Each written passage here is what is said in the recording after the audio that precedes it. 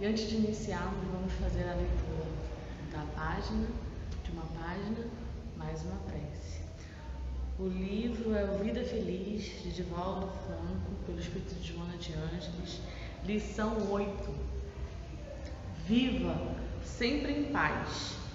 Uma consciência tranquila, que não traz remorsos de atos passados, nem teme ações futuras, gera harmonia. Nada de fora perturba um coração tranquilo, que pulsa ao compasso do dever retamente cumprido. A paz merece todo o teu esforço para consegui-lo. Vamos então fechar nossos olhos e levar nosso pensamento a Deus. Muito agradecidos pela oportunidade de estarmos aqui hoje, refletindo, estudando, mesmo que distantes fisicamente. Agradecemos, Senhor, por essa bênção, que é a tecnologia que tem nos feito estar conectados juntos, a cada um em seu lar, buscando o mesmo objetivo, que é estudar, nos melhorarmos, absorvemos todo esses ensinamentos tão bonitos e importantes do nosso querido Mestre Jesus. Fica conosco agora e sempre, que assim seja. E vamos para o estudo comum dos nossos irmãos. Fique em paz. Queridos irmãos e irmãs, uma boa noite a todos. Eu agradeço imensamente o convite que me fizeram para que eu pudesse falar de um tema tão importante, um dos pilares fundamentais da doutrina espírita: reencarnar com a tarefa de progredir. Pois bem, inicialmente eu já trago o abraço da Ordem Espírita de Sicília, que é a instituição espírita que eu frequento, e que a gente possa, na noite de hoje, ter reflexões profundas sobre a nossa própria vida, e assim que a gente tire conclusões edificantes, para que a gente siga rumos diferenciados em prol do nosso próximo e, é claro, buscando um aprendizado e um crescimento. Pois bem, falar sobre reencarnação é buscar compreender a lógica de Deus. Essa palavrinha, que significa voltar à carne, voltar ao corpo, ela traz justamente a ideia relacionada à justiça divina.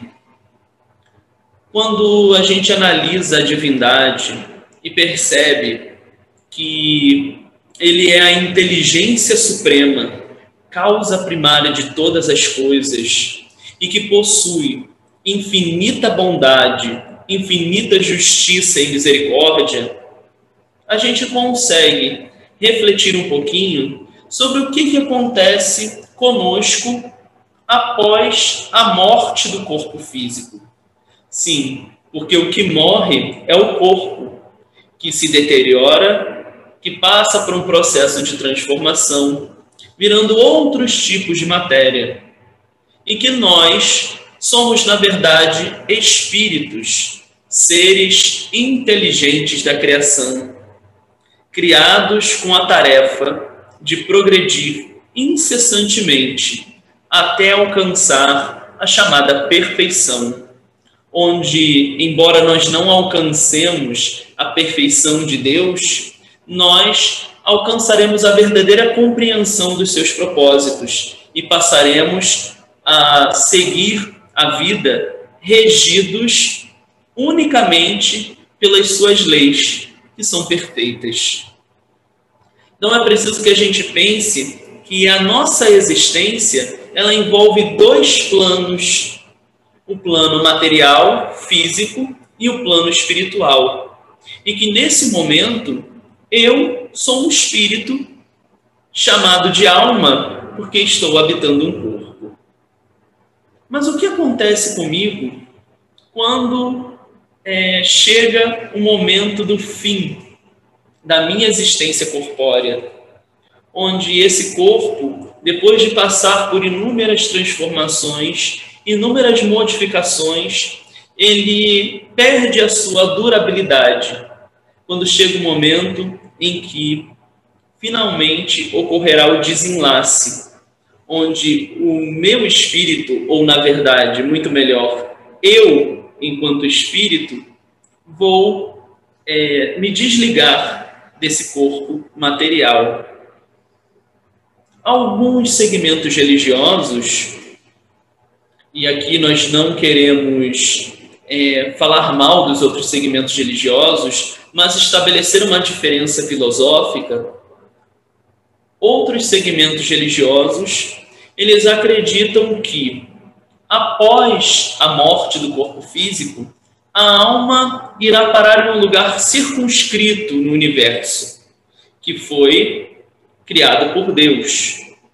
E esse lugar circunscrito envolve as ações que nós realizamos aqui na Terra. Ou seja, se eu cometi uma série de enganos, uma série de equívocos, fiz muito mal a mim mesmo e aos meus semelhantes, ao meu próximo, eu serei condenado a uma pena eterna no inferno. E se eu realizei muitos benefícios, trouxe muitas coisas positivas para mim mesmo e para as pessoas à minha volta, se pratiquei a caridade e a assistência ao próximo, eu estarei condenado, fadado, irremediavelmente ao céu, onde, ao invés de passar por castigos inúmeros, eu descansaria em um paraíso por toda a eternidade. A lógica espírita, ela não segue essa ideia. A lógica espírita traz justamente a ideia de que nós, ao cometermos enganos, equívocos, inúmeros erros, o castigo por toda a eternidade não seria solução para um aprendizado.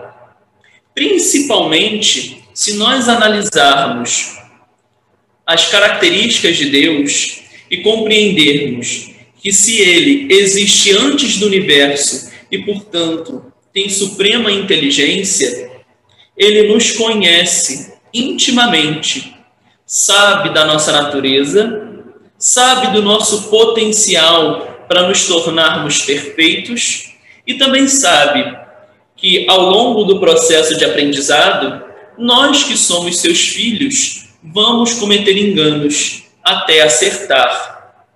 Inclusive, é interessante a gente analisar a reflexão sobre a palavra pecado, que muitas vezes é colocado como um peso muito grande para que o indivíduo seja condenado ao inferno. Pecado vem do latim peccare, que significa errar o alvo. Então, vamos compreender que, quando o indivíduo comete inúmeros enganos, faz mal aos seus semelhantes, é porque ele ignora as leis divinas, porque ele não as compreende completamente ou realmente as deixa de lado. E ele precisa, então, passar por um processo de aprendizado para que ele consiga compreender os verdadeiros desígnios de Deus. E isso não aconteceria através de um castigo contínuo por toda a eternidade. Nenhum erro é passível de condenação eterna. Todos os erros podem ser resgatados, podem e devem.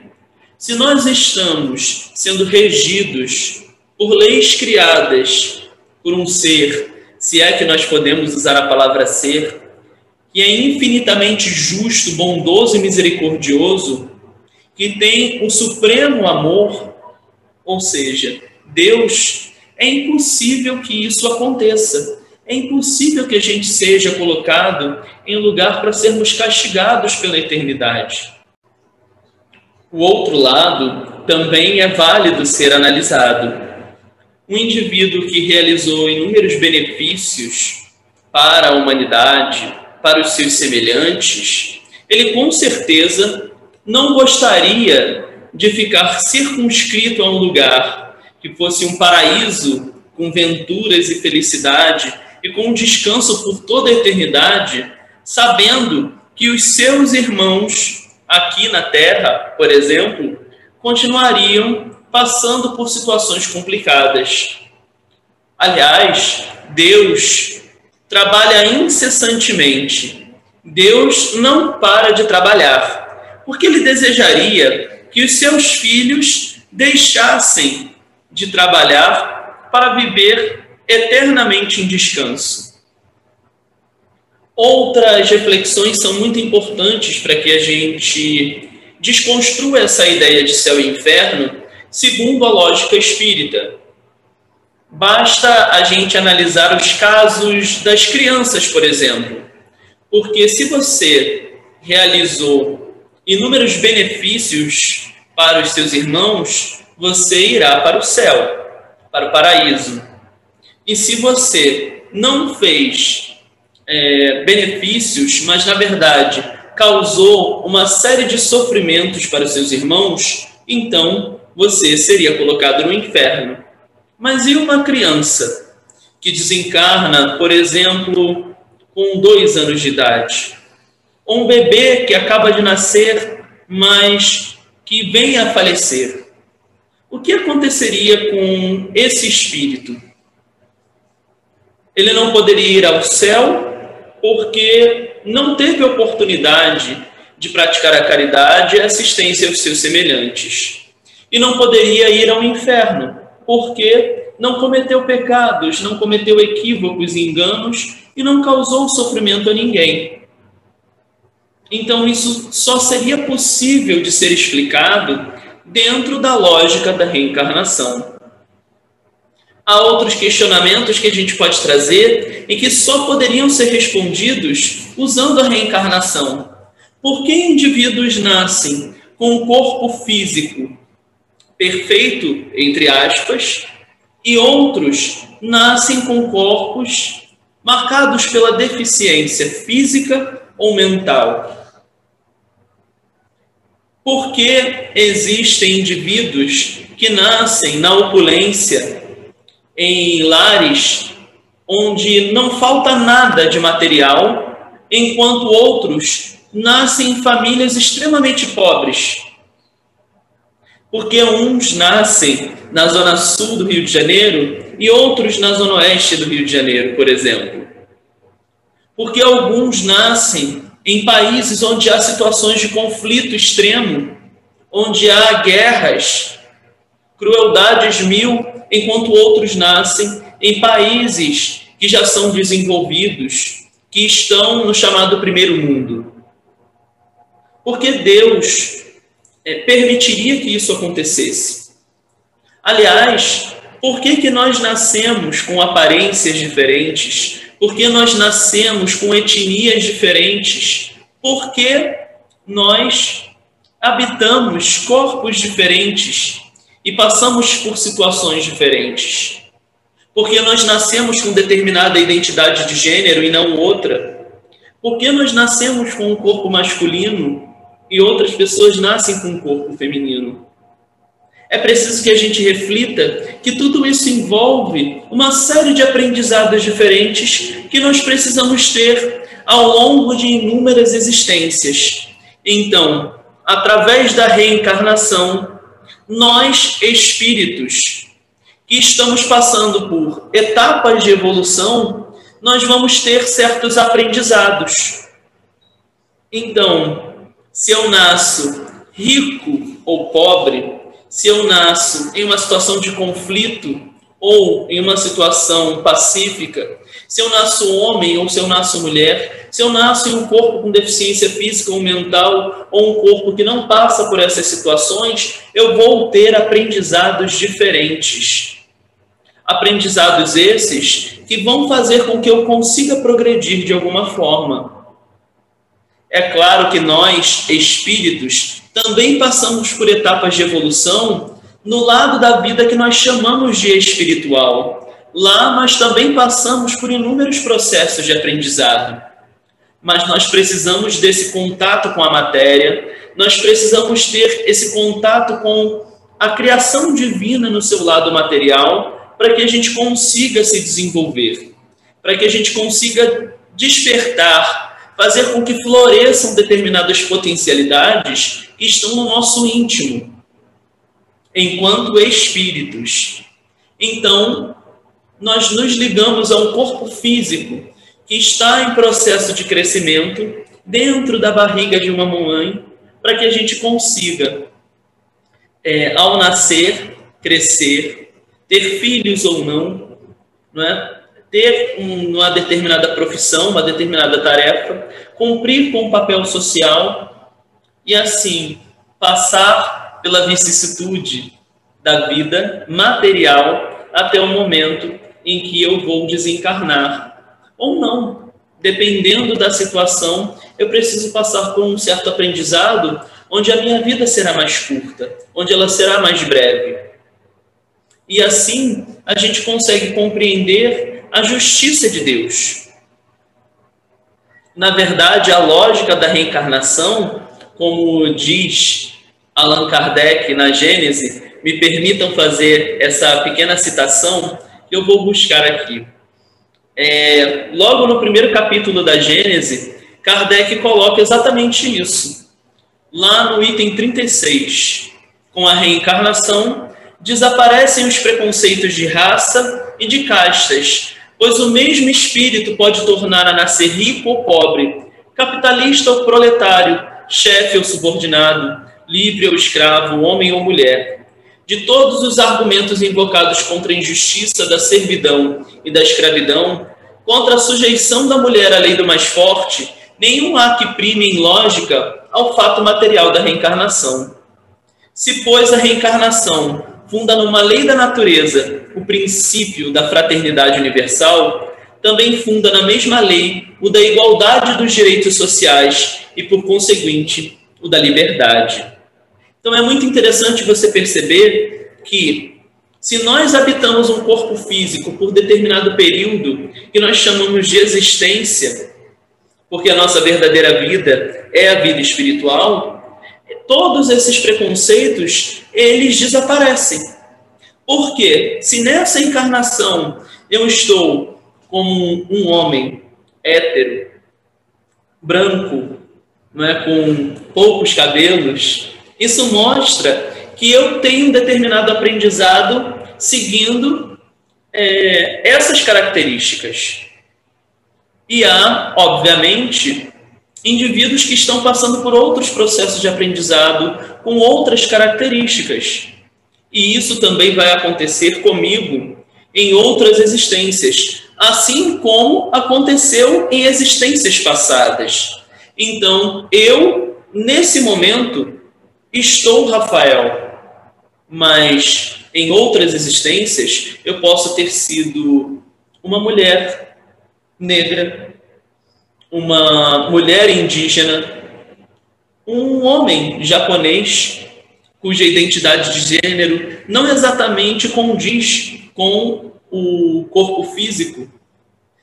E isso é maravilhoso, porque faz com que a gente compreenda e tenha empatia pelo outro ao perceber que, se nessa encarnação eu me encontro dessa maneira, em outra encarnação eu posso estar em outra situação.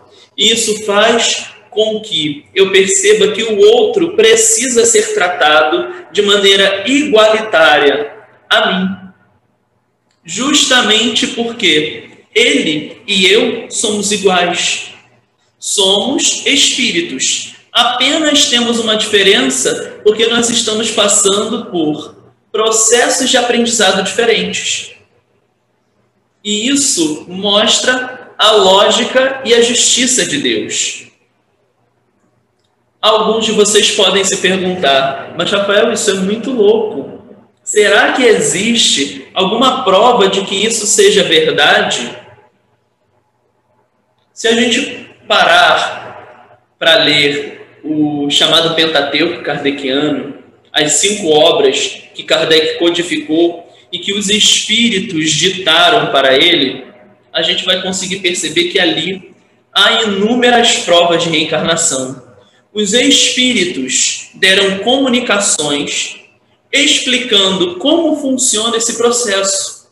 Muitos deles deram depoimentos do que aconteceu em uma existência passada e do que aconteceu em uma existência futura. Ou seja, eles comparam duas situações com duas encarnações diferentes. E quando se encontram na espiritualidade, eles relatam essas duas encarnações. Talvez isso não sirva para convencer os companheiros, mas a gente pode trazer algumas pesquisas que foram feitas ao longo do tempo. Há um pesquisador chamado Ian Stevenson, que ele conta inúmeros casos de comprovação da reencarnação. Embora a gente não possa dizer que essas comprovações elas são definitivas, porque a ciência ela sempre questiona, e é importante que ela questione, até fechar todas as brechas e demonstrar que aquilo seja uma verdade. Então a gente pode dizer que as pesquisas do Ian Stevenson, que é um psiquiatra da Universidade de Virgínia, que já desencarnou há um tempo, mas ele catalogou uma série de situações e uma série de vivências de pessoas que relataram o que aconteceu em uma vida passada. Uma dessas histórias é bem característica porque fala sobre uma menina chamada Mishra, que nasceu em uma família rica na Índia. E em um determinado momento ela estava viajando de carro com o pai a uma cidade que eles nunca haviam passado, na verdade próximo dessa cidade. E ela pede para o pai para virar e entrar naquela cidade porque ela morava ali. O detalhe é que eles nunca haviam visitado aquele lugar, nunca haviam visitado aquela cidade. E ela disse que eles poderiam encontrar a casa dela e que poderiam tomar uma xícara de chá ali. A cidade ficava a 160 quilômetros do lugar onde a Mishra vivia, com a sua família. E ela disse que, na verdade, ela era de outra família, que ela tinha outros pais, outros irmãos, e que, na verdade, ela era uma mulher que teve 2 filhos, chamada Ketni. Aliás, desculpem, Ketni é o nome da cidade. O nome da outra existência dela era Bia. Então, ela, aos 3 anos de idade, foi capaz de dizer que ela foi uma mulher que teve 2 filhos. O pesquisador, ao saber dessa situação, ele resolve reunir as 2 famílias então. E a criança, para surpresa dele, quando os irmãos daquela mulher que havia desencarnado, que havia morrido, vítima de um acidente de carro, ela imediatamente reconheceu os 3 irmãos. Foi capaz de dizer o nome dos 3 irmãos da Bia, e inclusive chamou um dos irmãos pelo apelido. Descreveu as situações e tratou os filhos da Bia como se fossem filhos dela. Ela teve aquela atenção maternal pelos filhos, mesmo sendo uma criança de 3 anos de idade. Esse caso foi muito peculiar e chamou muita atenção da comunidade científica. Mas há outros. Há um caso recente que foi relatado pela revista Super Interessante sobre um rapaz inglês chamado Peter Home. Ele, morando em Birmingham, na Inglaterra, ele era um simples funcionário de bingo, mas ele tinha sonhos muito estranhos, em que ele era um soldado e atacava um castelo que era praticamente inacessível. E esses sonhos sempre o perseguiam, eram praticamente pesadelos. E ele resolveu fazer algo que a gente não recomenda, né? Ele resolveu passar por um processo de hipnose, em que, nesse processo, ele lembrou de uma encarnação passada. Ou seja, ele lembrou de uma outra existência em que ele foi um soldado que participou de uma guerra em uma localidade em que ele precisava invadir um castelo. O problema é que ele pesquisou e procurou saber e ele não havia encontrado nenhum indício nos livros de história que indicasse a ideia de que realmente aconteceu aquela batalha específica. Mas numa investigação mais profunda, ele e o irmão conseguiram encontrar finalmente os relatos da batalha e conseguiram encontrar inclusive o nome do soldado que ele acreditava ser em outra existência. E assim aqueles documentos antigos comprovaram para ele a ideia de que existia sim reencarnação. O castelo, inclusive, ficava na Escócia, então era um lugar muito distante para ele, para que ele pudesse ter algum tipo de contato com uma história de um soldado raso que havia participado de uma batalha e que havia morrido nela. São casos muito característicos. E é claro, a gente pode citar uma situação que a gente encontra no próprio Evangelho de Jesus. Depois da famosa transfiguração de Jesus, em que ele conversa com Moisés e com Elias, ou seja, dois espíritos de profetas grandiosos, Jesus diz aos seus discípulos: não faleis com ninguém o que acabastes de ver, até que o Filho do Homem, ou seja, citando ele próprio, ressuscitasse dentre os mortos. Então os discípulos perguntaram a ele: por que dizem os escribas ser preciso que primeiro venha Elias? Porque segundo as Sagradas Escrituras do Antigo Testamento, o Messias viria com a chegada de Elias. Elias anunciaria quem é o Messias.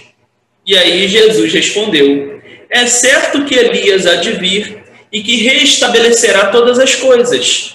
Mas eu vos declaro que Elias já veio, e eles não o conheceram, e fizeram sofrer como entenderam. Do mesmo modo darão morte ao Filho do Homem. E aí está escrito na Bíblia. Compreenderam então os discípulos que era de João Batista que Jesus lhes falava. Então olha só que interessante. Elias, um profeta do Antigo Testamento, cuja profecia dizia que ele iria anunciar a chegada de Jesus, ele apareceria e anunciaria isso. Como isso é possível se Elias já havia morrido inúmeros anos antes? Apenas através da reencarnação. Elias e João Batista, então, eram a mesma pessoa.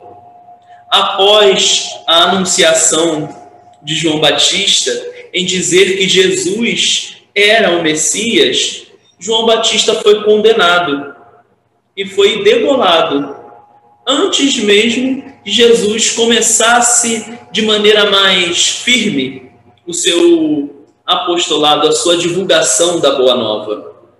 Então é muito interessante a gente analisar que nós temos casos de reencarnação relatados na Bíblia, esse sendo um dos mais famosos.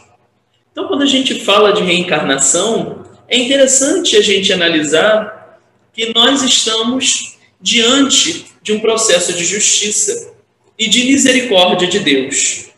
Porque quer maior misericórdia do que essa, onde nós temos a oportunidade de resgatar todos os erros que nós cometemos em um processo de aprendizado que é contínuo, onde nós podemos nos encontrar com os nossos irmãos, mesmo aqueles que nós fizemos mal, e nós teremos a possibilidade de pedir perdão e de resgatar esse erro de alguma forma.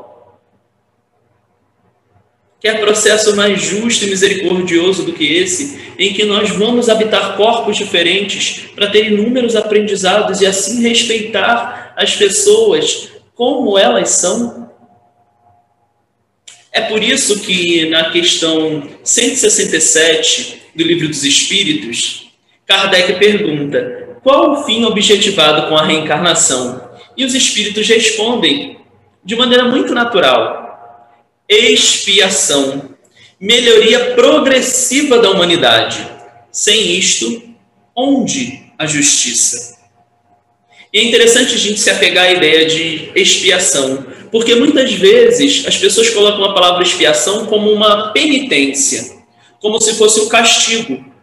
E Deus, se é nosso Pai infinitamente justo, bondoso e misericordioso, Ele não quer que nós sejamos castigados. Ele quer que nós aprendamos. Então é preciso que a gente perceba que a palavra expiação, ela tem outros significados. Um deles é o de reparação.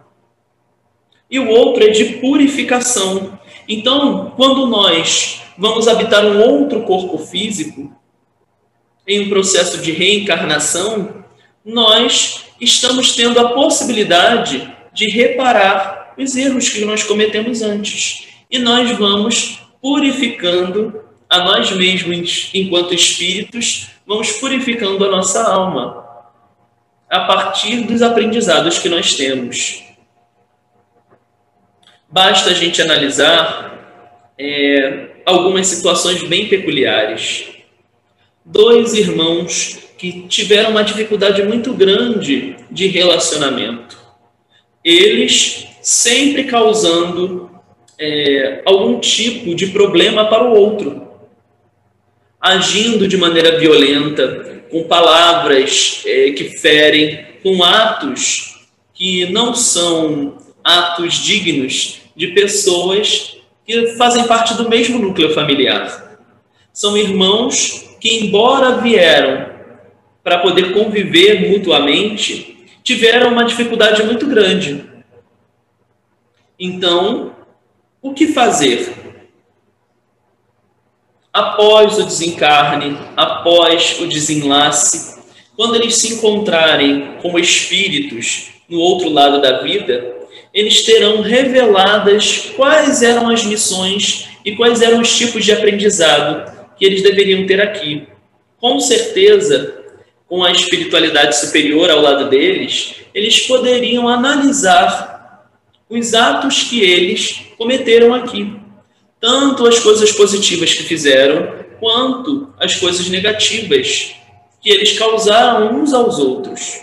E assim, terão a oportunidade, em uma outra existência, em uma outra situação, eles terão a oportunidade de aprender o amor e de reconstruir esse laço familiar. Talvez vindo como irmãos novamente, ou talvez como pai e filho, ou mãe e filha, para que possam construir esse amor e esse perdão que precisa acontecer.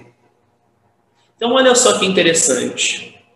Se a gente analisar, por exemplo, um indivíduo que cometeu algum crime complicado, como, por exemplo, acabar com a vida de outra pessoa, esse indivíduo precisa valorizar a vida dos seus semelhantes. Então, em uma nova existência, ele poderá fazer essa tarefa em que ele reconstruirá o sentido da sua própria vida e assim também aprenderá a valorizar a vida do outro. A gente consegue, por exemplo, imaginar outras situações. Um indivíduo que nessa existência é racista, por exemplo, ele pode passar por um processo de aprendizado em outra vida para que ele aprenda a respeitar as diferenças. Obviamente, nós não podemos afirmar com certeza porque nós estamos habitando exatamente esse corpo físico, porque nós temos essa aparência, ou porque nós estamos em determinada situação, porque nascemos no Brasil, no Rio de Janeiro, na Zona Oeste, por exemplo, porque nós estamos passando por esses processos. Mas nós podemos encarar a realidade da vida como oportunidades de aprendizado.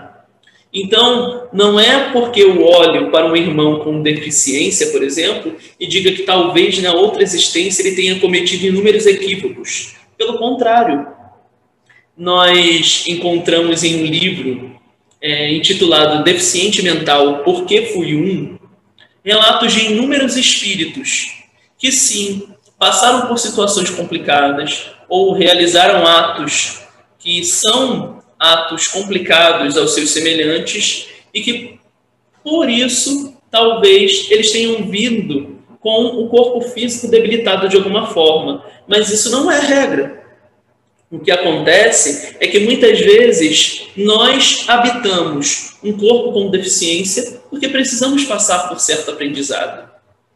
Assim acontece com uma irmã que está relatada nesse livro. Ela desejava criar uma obra de caridade, uma obra que pudesse dar assistência a pessoas que tivessem deficiência mental. Para isso, a espiritualidade superior dá a ela a oportunidade de ter uma existência como deficiente mental. E ela recebe o carinho e a assistência dos pais para que tenha um desenvolvimento pleno dentro das limitações que ela poderia ter. E assim, ela reencarnou, passou por um processo de aprendizado como deficiente mental, para que na outra existência ela nascesse, crescesse com esse dom e com essa vontade de criar uma obra de caridade. E assim, na outra encarnação, ela realiza esse trabalho. Olha que maravilhoso. Então é preciso que a gente pense que o processo de expiação é um processo que, na verdade, envolve reparação. Nada além disso. Por isso, é preciso que a gente diga que por isso que é preciso que a gente reflita o quão interessante é analisar a vida de Jesus. Porque Jesus é um espírito perfeito. Ele não precisava mais habitar um corpo físico. Mas, mesmo assim, ele escolheu habitar um corpo e escolheu passar por todas essas situações de injustiça. Não porque ele precisava passar por certo aprendizado, mas porque nós precisávamos aprender a lição do amor. E ele veio nos ensinar. Mas, se Jesus não precisa reencarnar, isso significa que ele já é um espírito puro. Um espírito que, segundo a nossa concepção, pelo menos, é um ser perfeito, que já irradia plena felicidade e que também está lado a lado com Deus, cumprindo as suas leis e as suas diretrizes. É por isso que Kardec chama, através de uma metáfora, ele diz que Jesus é médium de Deus. Então, quantas encarnações eu preciso ter até alcançar a perfeição? Kardec pergunta, é limitado o número das existências corporais ou o espírito reencarna perpetuamente? E aí os espíritos respondem, a cada nova existência, o espírito dá um passo adiante na senda do progresso. Quando se acha despojado de todas as impurezas, não tem mais necessidade das provas da vida corporal. Então, o número de encarnações depende dos passos que eu estou dando ao longo das minhas existências. Ele pode ser, esse número de encarnações pode ser menor se eu galgar de maneira mais rápida as etapas da evolução. Se eu compreender melhor qual é o meu papel aqui na Terra, se eu compreender que o amor aos semelhantes é o único caminho para alcançar a perfeição e a felicidade. Quanto mais rápido eu compreender e praticar isso, mais rápido será esse processo em que eu não vou precisar mais reencarnar. Mas, embora seja limitado esse número, é preciso que a gente diga que possivelmente nós estamos muito distantes de Jesus. Agora, é preciso que a gente compreenda que esse processo, ele se dá justamente porque nós vamos encaixando pequenas peças até formar a nossa próxima encarnação. Nós temos a assistência de Deus e dos espíritos amigos que fazem com que a gente escolha como nós vamos reencarnar.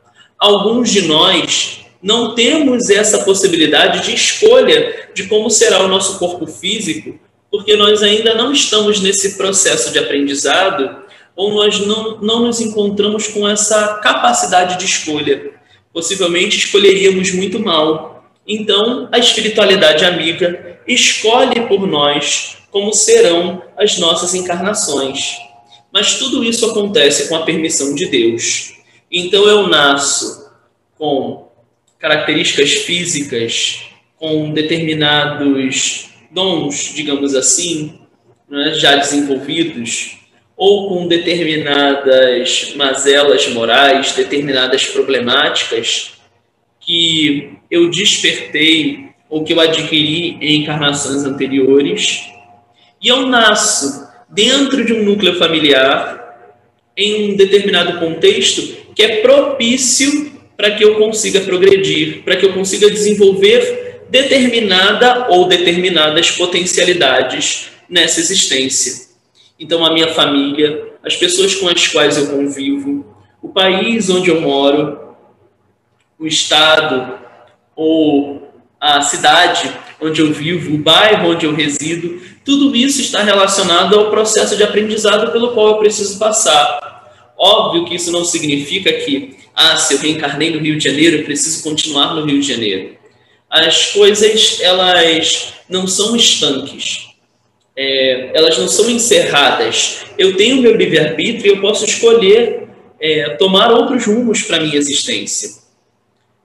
Isso não significa que ao me afastar do Rio de Janeiro eu estou me afastando da minha missão, por exemplo, ou do aprendizado que eu preciso ter.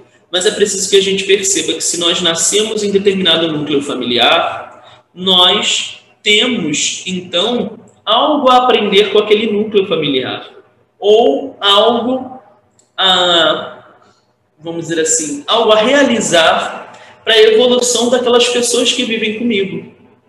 Quantas vezes nós não encontramos crianças que têm um progresso moral tão grande que elas são capazes de fazer com que os seus pais mudem de atitude? Há um filho de um amigo meu que, com 5 anos de idade, eles foram a um restaurante e enquanto o amigo estava fumando, claro, eles do lado de fora do restaurante, enquanto ele estava fumando, o filho disse, com 5 anos, pai, você grande desse jeito, fumando, você não sabe que isso faz mal para o seu pulmão, que isso vai fazer com que você tenha problemas de saúde no futuro, larga isso. E aí o pai, tomado de vergonha, ele apaga o cigarro e diz que nunca mais vai fumar. E a partir dali, ele realmente conseguiu se livrar daquele vício. Olha só que interessante. Essa criança, com certeza, traz essa vivência de outras vidas. Vamos dizer assim, esse aprendizado de outras vidas. A gente tem outros casos de reencarnação bem característicos. Há um tempo atrás, eu lembro de uma notícia de jornal sobre uma criança de 5 anos que estava dando uma palestra de cirurgia cardiovascular para alunos de uma universidade.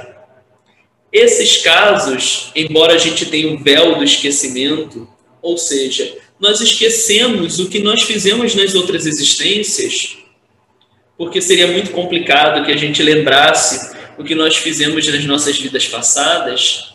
Muitas vezes a espiritualidade permite que a gente lembre uma coisa ou outra para que isso nos auxilie a nos desenvolver melhor, ou isso seja uma prova para a humanidade de que a reencarnação existe. Com certeza o caso dessa criança que falou sobre cirurgia cardiovascular é um desses casos em que a reencarnação fica demonstrada.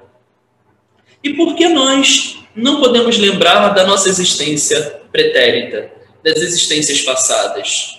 Imagine que o amor que eu sinto pela minha filha nesse momento, pelos cuidados que eu tive com ela, a construção do laço, os aprendizados que eu fiz com que ela tivesse até o presente momento, se de repente eu lembro que nós não fomos amigos ou parentes em encarnações anteriores, que na verdade nós fomos inimigos jurados, como eu olharia para minha filha? Talvez o meu olhar ficasse muito reduzido. Talvez eu não a visse mais com os mesmos olhos. E o sentimento de amor fosse substituído pelos sentimentos negativos que eu teria tido nas outras existências. É por isso que nós precisamos esquecer o que acontece nas nossas encarnações passadas. E é por isso que Deus é maravilhoso, porque Ele permite que isso tudo aconteça para que a gente consiga evoluir. A gente lembra que o núcleo familiar é muito importante para isso. Sem o nosso núcleo familiar, que é a nossa primeira escola, para que a gente consiga desenvolver as nossas potencialidades, sem esse núcleo familiar, possivelmente a gente desenvolveria os mesmos vícios, cometeríamos os mesmos enganos que as nossas encarnações passadas. E a gente percebe o papel significativo que a família tem na nossa evolução, no nosso desenvolvimento intelecto-moral. Tem um caso muito interessante, citado pela BBC. Ela traz um caso de um neurocientista que estava analisando várias tomografias de indivíduos que tinham sociopatia, ou chamados psicopatas, não é? E ele foi analisando o cérebro desses indivíduos, percebendo que o cérebro deles não era idêntico ao cérebro das pessoas que não têm sociopatia. O nome desse neurocientista é James Fallon. Se vocês procurarem na internet, vocês vão conseguir encontrar. E ele encontrou um cérebro que tinha todas as características de um indivíduo que seria um sociopata. Só que havia um engano. Aquele cérebro era o dele, o do próprio cientista. Ele, percebendo que não é possível que houvesse equívocos, ele resolveu fazer outras tomografias e conseguiu encontrar os mesmos resultados. Ao conversar com a sua mãe, a mãe dele revelou que ele tinha inúmeras tendências complicadas e que ela tinha um James do qual ela gostava muito e havia um outro James que ela tinha que educar com bastante firmeza, porque ele demonstrava uma série de tendências complicadas. A esposa, quando ele foi conversar com a esposa, ela revelou que há um certo James que ela não gosta, que é meio frio, que é meio avoado, que não presta atenção nos sentimentos dela, mas que há outro James que é amoroso, que é atencioso e que educa muito bem as filhas e que ela ama esse James. Então ele percebeu que ele tinha sociopatia, talvez algum nível de sociopatia que não fosse tão característico, talvez não fosse tão firme, mas que ele poderia ter se tornado um sociopata desses famosos, conhecidos pelos crimes que cometeram, e isso não aconteceu porque ele passou por um processo de educação que foi firme e que deu a ele um entendimento, mesmo que ele não consiga compreender exatamente as emoções humanas, mas deu a ele um entendimento do que seria o certo e o errado. E essa diretriz foi o suficiente para que ele se tornasse uma boa pessoa. Olha só que interessante. Então é preciso que a gente reflita que o papel da família na reencarnação é crucial. E é preciso que a gente compreenda que nós estamos aqui para evoluir. Nós não estamos nessa vida a passeio. Inúmeros indivíduos vivem a vida como se a morte não existisse, apenas buscando satisfazer os seus prazeres materiais. Com essa compreensão de que Deus é infinitamente justo e bondoso e de que nós estamos passando por etapas de progresso, com certeza a nossa vida vai ser vista sob um novo prisma. E a gente vai passar a enxergar a beleza dela, esteja onde nós estivermos. Não importa a situação ou o contexto no qual nós nos encontramos, nós vamos sim perceber que nós estamos no lugar ideal para que a gente consiga progredir. E não só isso, nós vamos perceber que os nossos irmãos estão passando pelo mesmo processo. Assim, nós vamos aprender a respeitar as mulheres. Se nós ainda não as respeitamos, nós vamos aprender a respeitá-las, porque elas e nós temos apenas uma diferença física, que envolve, sim, determinados hormônios e determinadas características, mas que isso não é o que nos diferencia ao ponto de nós acreditarmos que homens são melhores do que mulheres. Nós vamos aprender a separar as diferenças, mas a nos respeitar como iguais nessa diferença. Porque vamos perceber que um indivíduo que é chinês, o outro que é africano, um outro indivíduo que nasce norte-americano e um outro que nasce lá entre uma tribo da Amazônia, eles são iguais. As diferenças físicas, étnicas, culturais, elas são momentâneas. E, é claro, precisam ser respeitadas, porque um dia eu sou ou serei uma mulher, um africano, um deficiente físico, um chinês, um norte-americano ou um indígena vivendo na Amazônia. Então, que nós possamos aprender a respeitar a criação divina e compreender que a justiça de Deus não falha e ela é maravilhosa, porque faz com que a nossa vida seja plural. Que Jesus nos abençoe e nos auxilie nessa caminhada até a perfeição. Que assim seja. Nesse momento, eu peço que todos vocês me acompanhem na nossa prece final. Então vamos fechar os nossos olhos, respirar bem fundo, nos acalmar e dizer assim: Pai de infinita bondade e misericórdia, Jesus, nosso guia e modelo, pedimos a inspiração e a força necessária para enfrentar as adversidades da vida, para conseguirmos vencer os obstáculos que se colocam à nossa frente e que nós possamos compreender qual é o nosso papel nesta existência. Que nós possamos sempre permanecer firmes nos teus propósitos iluminativos, buscando dar assistência a todas as pessoas que recorrem a nós, precisando de algum tipo de amparo.